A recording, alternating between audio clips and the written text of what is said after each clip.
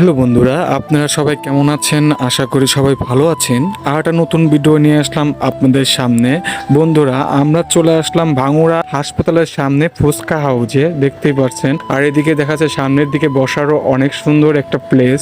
আমার কাছে তো অসাধারণ লাগে এই জায়গাতে। আমি যখন হান্ডিয়ালে যাই সেভাবে আসলে এখানে বসা হয় না, সেরকম সময় হয়ে ওঠে না। সেজন্য আজকে মনে করলাম এখানে কিছুটা সময় দেওয়ার জন্য। আর এদিকে দেখা যাচ্ছে মামুনিও আছে আমাদের সাথে। মামুনি অবশ্য আমাদের 15 দিন ছিল তার মামার বাড়িতে। আজকে মামুনিকে নিতে আসছি, পল্লবীকে নিতে এসে যাওয়ার পথে আর কি ফুচকা খাওয়ার একটা প্ল্যান হয়ে গেল। সে মনে করলাম এখানে ফুচকাটা খেয়ে দেখি যে কিরকম টেস্ট। যাই হোক, যদিও আমি সেরকম ভাবে খাই না, যাই হোক এখানকার ফুচকাটা অসাধারণ ছিল।